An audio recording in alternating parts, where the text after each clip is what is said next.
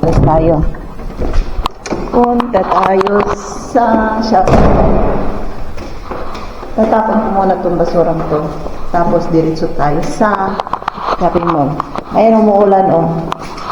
Ayun, naka-jacket na naman tayo.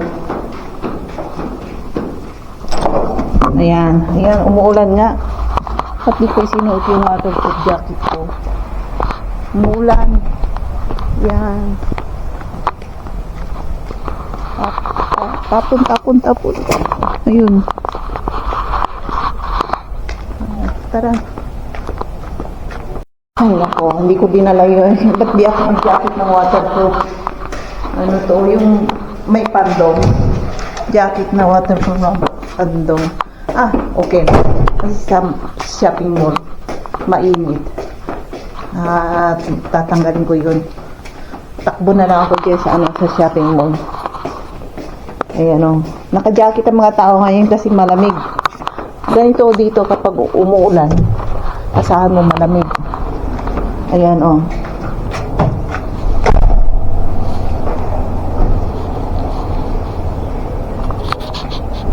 Ayan, umuulan o. At dalian natin. Umuulan. Yung buhok ko. Pero sa shopping mall, hindi tayo makapaglakad-lakad sa ngayon, sa labas. Ayan, dalian natin dito banda sa shopping mall. Tara. Ay, nako yung camera ko.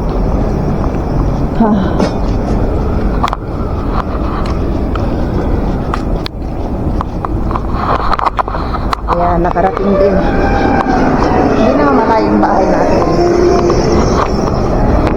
Ayan, dito tayo.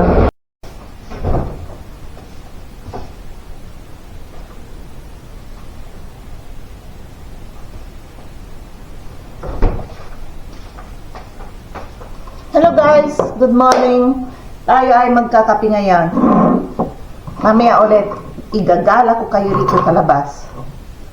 Ayan, sa mga hindi pa nakakarating sa Czech Republic, ayan, manood lang kayo. Parang nakarating na rin kayo. Hindi popular na bansa itong Czech Republic. Kaya, kunti lang ang nag-vlog dito.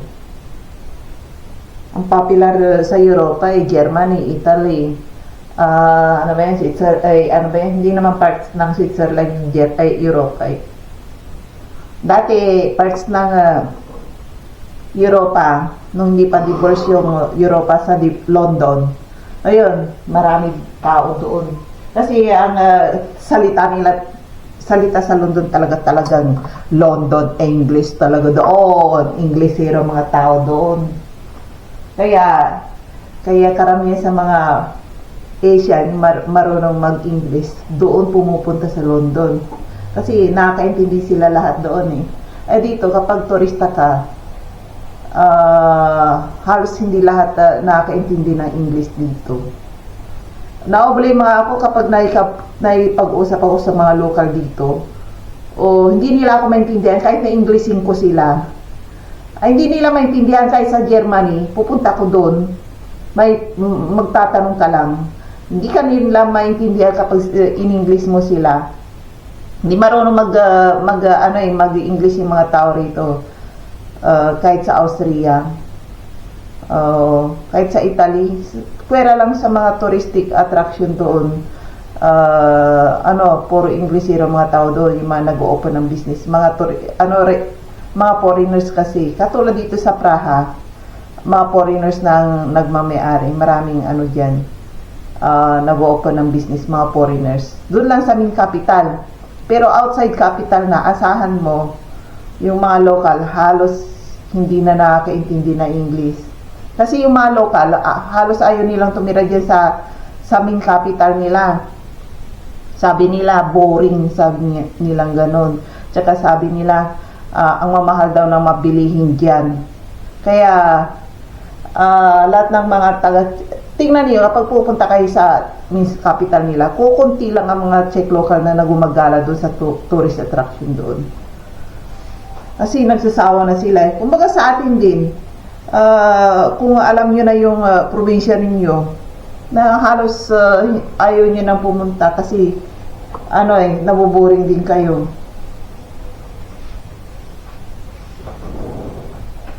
Ayun, kape muna tayo. Wait lang. Nasaan yung kutsara ko? Yun. Maghanap ng kutsara. No? Akala mo kung laki-laki ng bahay. Ayan, nakapag na ako. Kailangan ilagay ko to sa ilalim kasi ayaw ko yung binabasa yung lamesa ko. Ayan. Ayaw kong basa to kasi kumisan nilalagay ko yung tinapay dyan. Kaya kailangan may patong parang pizza. Ayan. Mura ang kape ngayon. Kaya bumili kami. Kanina umaga, parang naasar na naman ang asawa ko sa akin. Akala ko kahapon, nakabili ako ng breakfast niya. Eh, pag open niya, kasi yung breakfast niya, yung tinapay niya, nilalagay niya sa refrigerator. Kala ko mayroon, may kalahati pa. Kasi malaki na tinapay yung binili ko nung isang araw. Kala ko, mayroon pa.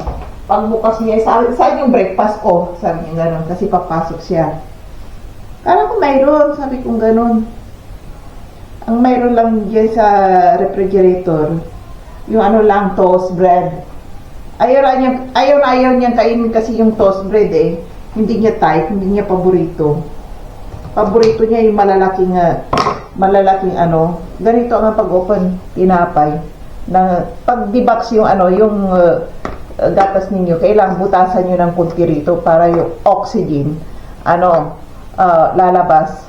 Kasi kapag hindi mo yan binuksan dito, kapag binuhos mo rito, tatalsik. Yung bang may sound. Ayan. Ganyan yung rito. Gatas is like parang lang. Ano ba yan yung unlimited. Murang-mura kasi. Mas mura pa yung gatas dito kaysa sa water. Kasi yung mga local dito, halos hindi sila umiinom ng tubig. Nako.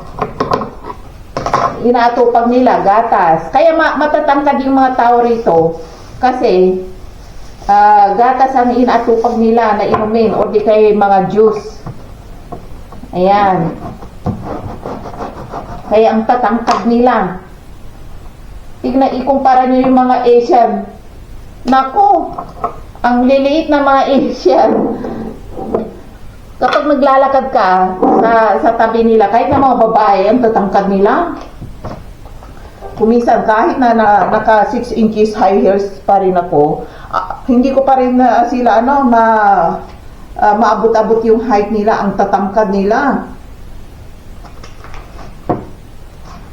Grabe, parang mga modelo. Ayan, slicein natin yan. Kahit yung mga rito, yung mga lalaki, mga 10 or 11 years old, naku, ang tatangkad nila. Katulad ng kaklase ng anak ko. Lang yun, 12 years old, ang tangkad niya. Sabi ko nga, parang mas matangkad pa sa asawa ko. Ganon yung mga bata rito, ang tatangkad. Maganda sa lalaki ang matangkad. Pwera lang yung super tangkad na mga babae ba. Ang pangit ng tignan kapag super tangkad na ng babae rito. Kaya mas maganda yung mga katulad kong ka-height, mas maganda, attractive. Mga 5'3", 5'2", 5'0", pwede na yun. Kasi kapag super tangkad ka naman, ang pangit tingnan, sabi ng anak ko, nung may naglalakad sa harapan namin, mas matangkad pa sa asawa ko. Sabi ng anak, katapos ang payat niya, sabi ng anak ko, giraffe. Tawanan kami. Ganun ang tawag niya sa mga matatangkad, giraffe. Ha? Sabi ko sa kanya, huwag ka maingay mo, may sakit tayo niya. Sabi ko ganun. Kahit na yung asawa ko rin, pag nakakita rin na matatangos ang ilong, super tangos ang ilong, big nose, sabi niya gano'n. Kasi yung pangit na salita yan, parang bully yung ano, yung salitang bignos dito. Ayun, ang laki ng ilong niya. Ini-English pa niya. Halos yung mga nagtitinda rito kumisan marunong mag-English. Sabi ko, shut up, sabi ko gano'n sa kanya. Baka mamaya. Tapos sabihin pa niya, ang laki ng ilong, ang pangit. Sabi niya gano'n. Super laki. Sabi ko sa gano'n sa kanya, makakakuha ka talaga ng kaaway mo rito. Mamaya bigla kang sapakin. Idadamay mo pa ako. Sabi ko gano'n sa kanya. Huwag mo ako idamay sa kalukuhan mo. Sabi kong gano'n sa kanya, tahimik ka nga. Sabi kong gano'n, mauna ka. Huwag kang sumabay sa akin, mamaya may mananapag sa ating dalawa. Sabi kong gano'n, dahil sa bunganga mo. Sabi kong gano'n sa kanya.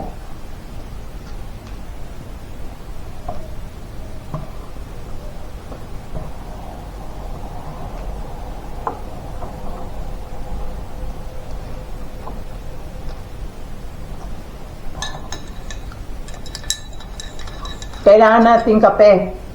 Super dry. Kape tayo.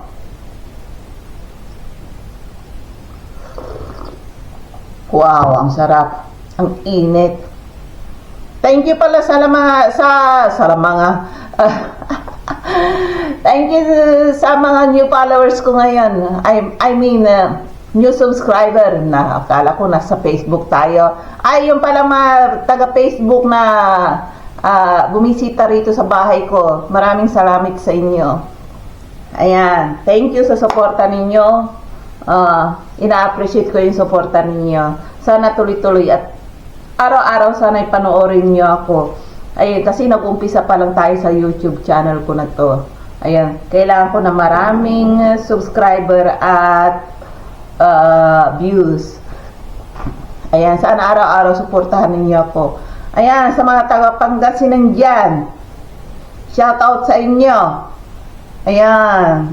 Ayan, may taga-Pangasinan akong followers. Marami. Thank you sa lahat, mga kababayan ko. Ayan, thank you lahat sa inyo dyan sa Pilipinas na sumusuporta sa akin. Ayan. Oh, okay. Ano ba yan? Oh, inom muna tayo. Para mamaya maualis tayo, makulimlim na naman dito. Umpisa na naman nagja-jacket yung mga tao. Ganito dito sa sa bansang Czech Republic. Walang permanenteng init. Ang init nila, mga 3 to 4 days mainit. Katapos niya babalik sa dati, kukulimlim, uulan. Ayan, malamig na naman. Ayan, malamig na naman. Ang saya-saya ko nga nung naglalakad ako kung ganito ang damit ko katapos nakachinelas. Ayan. Kasi kapag nakatamad kasi kapag lalabas ka, ayan, nakagwantes ka, naka-jacket ng ilang piraso, 2 or 3 layers. Makakapal pa, ang bigat-bigat. Tapos ang sapatos mo, ang lalaki pa. Tapos ang medyas mo, talaga yung pinakamakapal ang suot mo. Kasi kapag umapak ka sa snow, manginginig yung paa mo, masakit. Tsaka yung bonnet, kung minsan, kung mas maganda pa nga kapag talagang umuulan ng snow, mata mo na lang itira mo lahat dito takpan mo rito pati yung bunganga mo kapag naglalakad ako minsan, kung may nung uso pa yung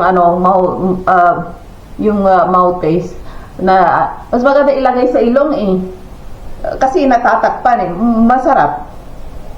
Kaya yung mga tao rito, gustong-gusto nilang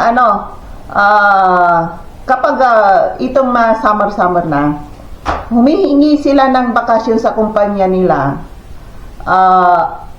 Pag sa summer, totally summer and vacation of kids, yung mga bata, next month, July, August, ayan, nagbabakasyon sila sa sa Africa kasi mainit na lugar. Kung saan ang pinaka-mainit na lugar, ang pinupuntahan nila is Egypt. Hindi ko nga alam ngayon kung pupunta pa sila sa Egypt katulad ng bilas ko. Nakapag-book na ng flight ticket, bumili sila last year. Tapos hindi ko alam kung tuloy sila, sabi kasi nagkakagulo doon sa di ba sa Iran at saka sa yung saan ba yun? Nagpapalipad sila ng mga racket-racket. Nako, sabi ko nga, baka naliligo ka doon. Makikita mo na lang, may racket na lumilipad. Kasi nakapunta na ako doon last year eh. Maganda doon, unlimited food. Kaso nga lang, delikado yung mga pagkain nila. Kapag nakain ka, magtatay ka. Hindi ko alam kung bakit. Lahat kami na pumupunta doon, yung mga pagkain na siniserve nila, magtatay ka. Hindi ko alam bakit. Parang marumi. Hindi ko alam doon sa hotel na tinutuluyan namin. Tapos doon sa kabilang hotel din, kasi magkaiba kami ng hotel na tinuluyan ng sister-in-law ko. Sabi niya, ganon din. Kaya sabi niya, bumili kayo ng gamot. Nung pauwi na rin kami sa Europa, sa Czech Republic, sa bus din, yung tour bus, yung isang bata doon, nagtatay rin. Kaya yung mga papunta dyan, kailangan magdala kayo ng gamot kapag nakain kayo ng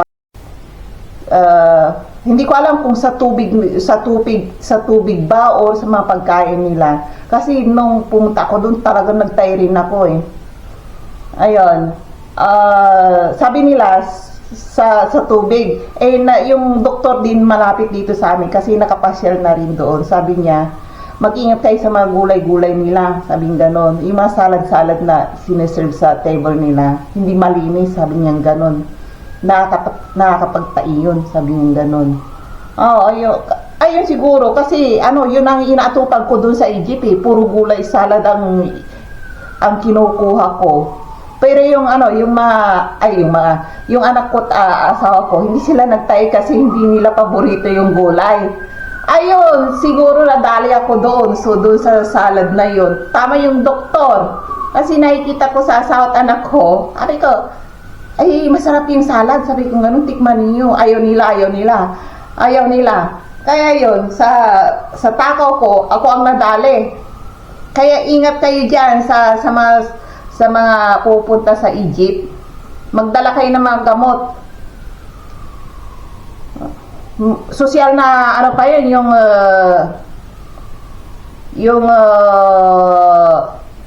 sosyal na ba yan, hotel yung pinuntahan namin, expensive pa. Kaso nga lang, lahat ng hotel doon, iba't iba, ganun ang sinasabi. Kasi halos karamihan ng mga taga-check dito, doon pumupunta, halos dito sa party sa amin. Alam nyo naman mga tao rito, sabik sa init. Doon sila pumupunta, katapos nagkukwentuhan kung anong naranasan nila. Ayun, sinasabi pagkain. Nagtatay sila. Yun ang sinasabi dito. Kaya yung bilas ko, alam na niya kasi nagtay rin sila. Binigyan kami ng gamot nung pumunta kami doon. Kasi first time namin eh. First time namin. Kami namang tatlo, hindi namin kinain yung gamot na binigay niya. Ayun, nadali ako. Ayun. Kaya next time kapag pero maganda yung bansang Egypt. Malulula ka sa talagang mga disyerto. Pag drive ng mga sasakyan nila doon, wala kang makikita kundi buhangin, halos walang puno. Yung artificial mga plants lang, yung tanim ng mga hotel, yun lang makikita mo, artificial yun inaalagaan nila. Pero doon sa bundok ng mga disyerto talagang halos wala kang makitang puno. Yun. Doon na lang tayo. Napahaba na yung kwentuhan natin. May na tayo magkwentuhan. Shoutout sa inyo. Sa mga nanonood. Naku, nakita kita. Huwag mong patayin yung pinapanood mo. Continue pa yan kasi marami pa ako i-upload. Ayan. Tara! Kresle a hádej. Jeden kreslík, ostatní hádají. Tak to je nebo Jako ne? Next! Můžeš si dát. Co? Opravdu tady. Tak je oka. Budeš mít taky na ty? Tak tady dám tam místo. Stop. Jo. Wait, moment. A to je smutno. Tak to na chvilku bloknu.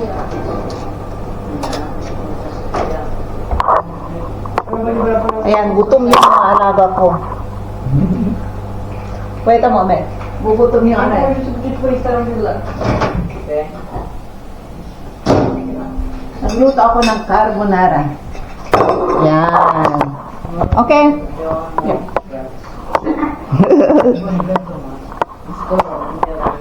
Say hello to my vlog. Or I don't wanna cook anymore. Hello. Oh, hello. What the balance ka ba? Ayaw mapupulit ko man. Ayan, pinatakot ko sila kasi masusungit ang mga yan eh. Ayaw nilang magpakuha ng ano eh, sa camera. Hindi ko na sila ipagluluto kapag sinungitan nila ako. Yung magbabasada nila. Бачки, это был Ayan, andyan sila oh. Ano, Но. yung bisita niya dalawa. Dalawa ang ampo ko. Parati ang mga yan dito eh. Ayan. Tara muna tayo doon sa ano ko, sa kwarto ko.